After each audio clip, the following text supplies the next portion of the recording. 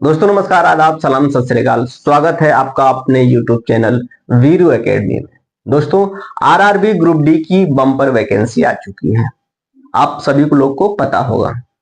ठीक है, तो मैंने अपने चैनल के प्लेलिस्ट में कौन सा सेफ जोन है और कौन सा डेंजर जोन है ये डिस्क्राइब करा हुआ है। आप वहां पे अब मेरे चैनल के प्लेलिस्ट में जाकर के वो वीडियो देख सकते हैं और वो वीडियो देखने के बाद आप ये डिसाइड कर पाएंगे कि कौन सा सेफ जोन है और कौन सा डेंजर जोन है। उस हिसाब से आप फॉर्म को अप्लाई कर दीजिए। लेकिन एक बात ध्यान रखना दोस्तों, फॉर्म को अप्लाई करना बहुत बड़ी बात नहीं है। फॉर्म को अप्लाई करने के बाद अपनी स्ट्रेटेजी और कड़ी मेहनत आपको करना पड़ेगा। कोई भी एग्जाम क्रैक करने के लिए आपको कड़ी मेहनत की जरूरत पड़ेगी। ठीक है, तो इसलिए मैं वीरेंद्र चौहान आप लोग के लिए साइंस का बैच लेके आया हूं। हालांकि मैं तीनों सब्जेक्ट पढ़ाऊंगा।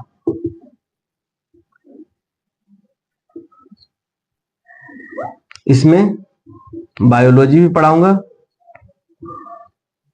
फिजिक्स भी पढ़ाऊंगा और केमिस्ट्री भी पढ़ाऊंगा। लेकिन हालांकि तीनों का सीरीज अलग अलग चलेगा। ठीक है, फिलहाल मैं आपको पढ़ाऊंगा बायोलॉजी। जब बायोलॉजी खत्म हो जाएगा, हालांकि मैं थोड़ी सी स्पीड में पढ़ाऊंगा सारी चीजों को, सारी थ्योरी को, ताकि ग्रुप डी का एग्जाम आते आते सारी चीजें कवर हो जाए। इसमें ग्रुप डी, एनटीपीसी और अन्य एग्जाम के लिए भी काफी जरूरी है, क्योंकि ये सारे सब्जेक्ट जो हैं, ये सारे टॉपिक जो हैं हर एग्जाम में पूछे जाते हैं। ठीक है, तो सबसे पहले मैं पढ़ाऊंगा बायोलॉजी, फिर इसके बाद पढ़ाऊंगा फिजिक्स, फिर इसके बाद पढ़ाऊंगा केमिस्ट्री। बायोलॉजी जीव विज्ञान, फिजिक्स भौतिक विज्ञान और केमिस्ट्री यानी रसायन विज्ञान। ठीक है, तो दोस्तों चलो स्टार्ट करते हैं। सबसे पहले आते हैं समय बर्बाद ना करते हुए बायोलॉजी पे।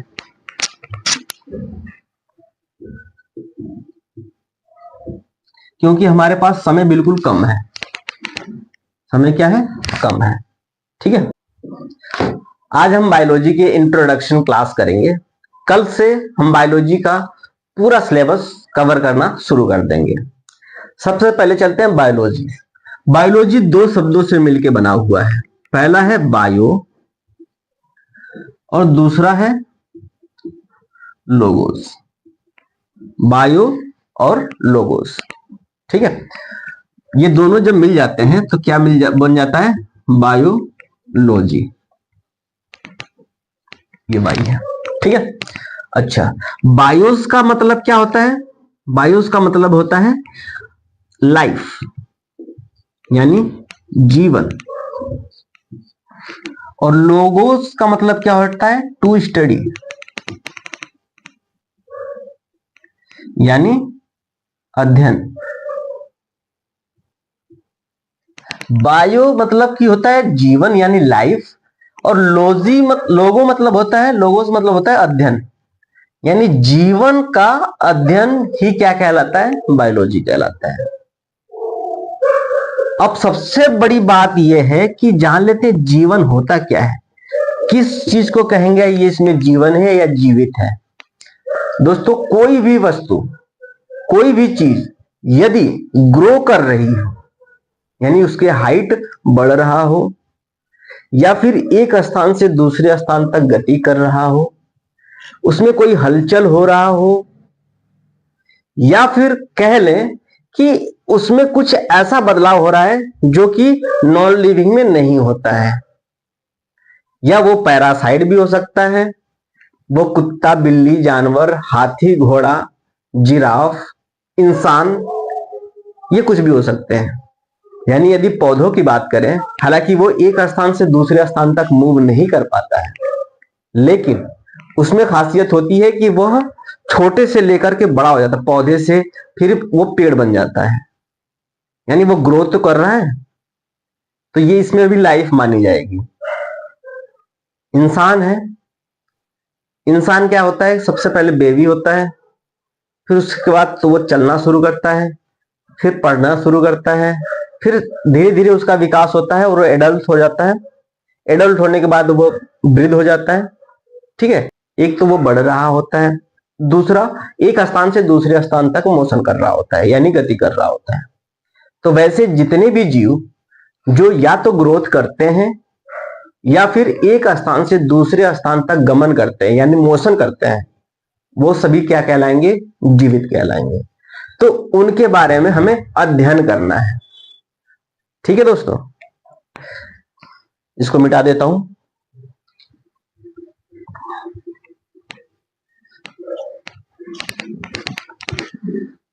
यदि दूसरे शब्दों में बात करें तो वह विज्ञान जिसमें जीवों के अध्ययन, उनके वर्गीकरण, उनकी प्रक्रियाएं, उनका पाचन, उनका रहन सहन आदि के बारे में हम जब विस्तृत जानकारी लेते हैं या विस्तृत अध्ययन करते हैं, वो सब किस में आता है?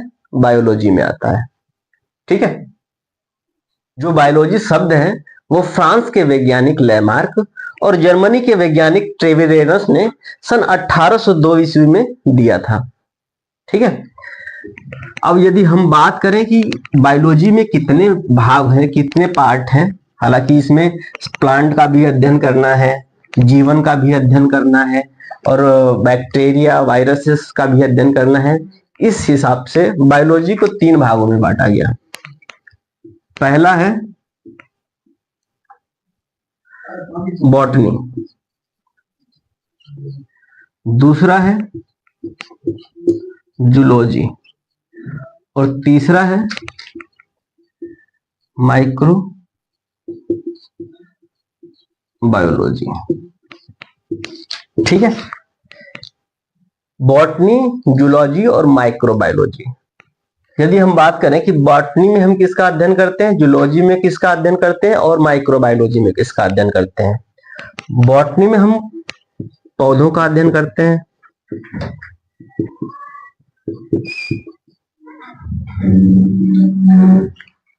जूलॉजी में हम जीवों का अध्ययन करते हैं,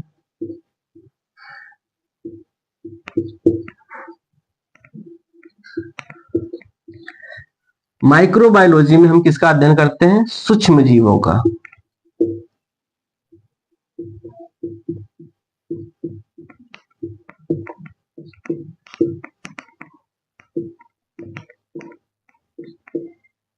ठीक है, बॉटनी में हम किसका अध्ययन करते हैं? बॉटनी में किसका अध्ययन करते हैं? पौधों का। जूलॉजी में किसका अध्ययन करते हैं? जीवों का। माइक्रोबायोलॉजी में किसका अध्ययन करते हैं? सूक्ष्म जीवों का। इसमें आ जाएंगे वायरस, बैक्टीरिया, फंजाई इत्यादि, जो हम अपने नग्न आंखों से नहीं देख सकते। जूलॉजी में क्या आ जाएगा? जूलॉजी में आ जाएगा रेप्टाइल्स, मैमल्स और आर्थ्रोपोडा, मोलस्का, ये सारे चीजें आ जाएंगी किसमें? जूलॉजी में। बॉटनी में पौधों का अध्ययन, उसके ग्रोथ के बारे में, जाइलम, फ्लोएम इत्यादि सारे इसमें आ जाएंगे बॉटनी में। यदि हम बात करें इसके जनक के बारे में तो बॉटनी के जनक हैं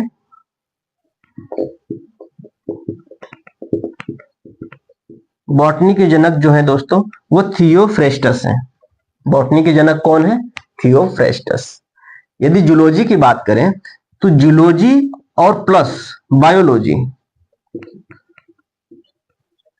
इन दोनों के जो जनक हैं वो एक ही व्यक्ति है जिसको कहते हैं अरस्तु। क्या कहते हैं? अरस्तु। यदि बात करें माइक्रोबायोलॉजी का तो उसके जनक माने जाते हैं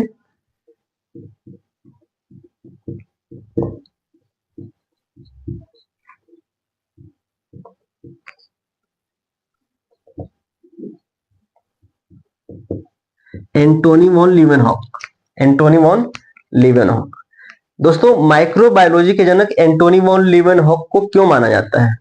क्योंकि जो इन्होंने माइक्रो जीव है जैसे बैक्टीरिया, बैक्टीरिया की खोज किसने करी थी?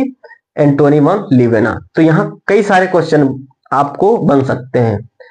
पहला क्वेश्चन, बायोलॉजी के जनक कौन है? बायोलॉजी के जनक कौन है? अरस्तु। दूसरा क्वेश्चन, जूलॉजी के जनक कौन है? यदि पूछ लिया जाए जूलॉजी के जनक कौन है तो वो हो जाएगा अरस्तु। यदि बात करें कि बॉटनी के जनक कौन है तो बॉटनी के जनक है थियोफ्रेस्टस। बात करें माइक्रोबायोलॉजी के जनक कौन है तो वो है एंटोनी वॉन लीवेनहॉक। ठीक है। यदि बात करें दोस्तों बायोलॉजी की, तो बायोलॉजी को दो भागों में डिवाइड करा गया है। हालांकि ये तो है, लेकिन इसके अलावा एक होता है बेसिक बायोलॉजी और एक होता है अप्लाइड बायोलॉजी। बेसिक बायोलॉजी तो यही है, बॉटनी, जूलॉजी और माइक्रोबायोलॉजी।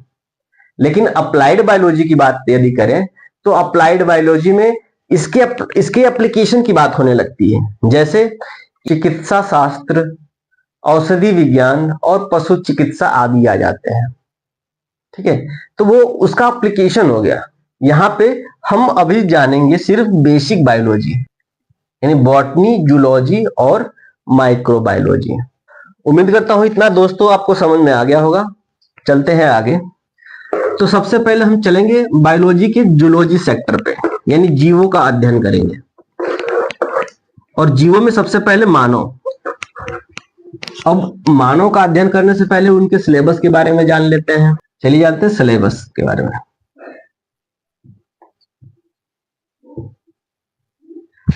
सबसे पहला हो जाएगा न्यूट्रिशन, यानी पोषण। दूसरा है डाइजेस्टिव सिस्टम, पाचन तंत्र।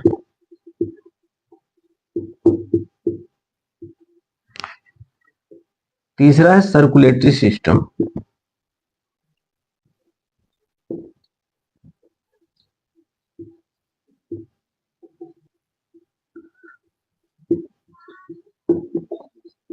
परिसंचरण तंत्र।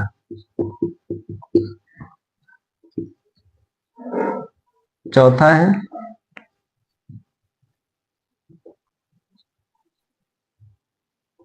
स्केलेटन सिस्टम, यानी कंकाल तंत्र।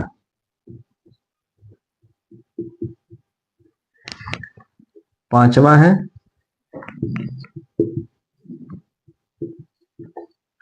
रिस्पायरेशन, यानी श्वसन तंत्र।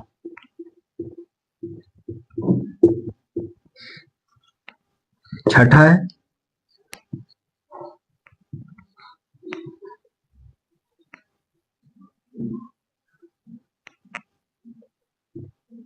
एक्सक्रीटरी सिस्टम, यानी उत्सर्जन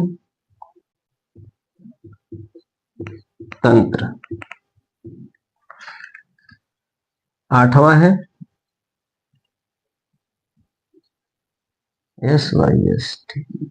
नर्वस सिस्टम, यानी तंत्रिका तंत्र।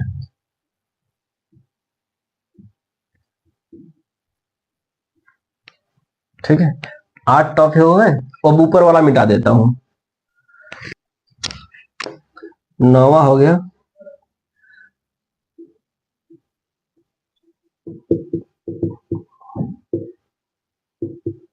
रिप्रोडक्टिव सिस्टम, यानी प्रजनन तंत्र। प्रजनन तंत्र के बारे में भी जानेंगे। 10वां है क्लासिफिकेशन ऑफ लिविंग ऑर्गेनिज्म, सजीवों का वर्गीकरण।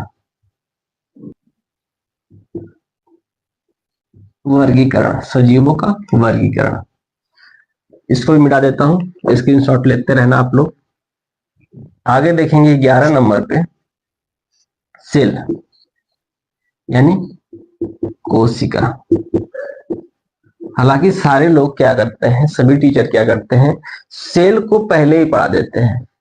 जब स्टूडेंट कोशिका को पहले पढ़ता है तो उसके अंदर मौजूद जितने भी कोशिकांग हैं उनका नाम सुन के ही वो डर जाता है। Endoplasmic reticulum, गाल्जी body, RNA, DNA, vacuoles इत्यादि। तो वो डर जाता है, वो भागने लगता है बायोलॉजी से। इस वजह से मैं क्या कर रहा हूं, जो कोशिका है उसको लास्ट में पढ़ाऊंगा। ठीक है, ताकि उधर से आपका इंटरेस्ट, एनर्जी बची रहे और इसको समझने तक आप बिल्कुल समझ लेंगे तो आपको बिल्कुल क्लियर हो जाएगा। सबको एक दूसरे से कोरिलेट कर पाएंगे। ठीक है, तो कोशिका के बाद हम पढ़ेंगे वायरस, एंड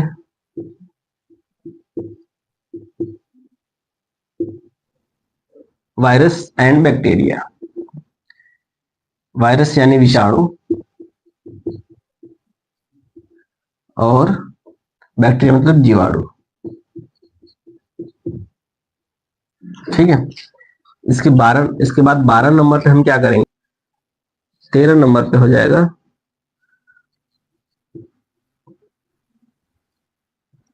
यानी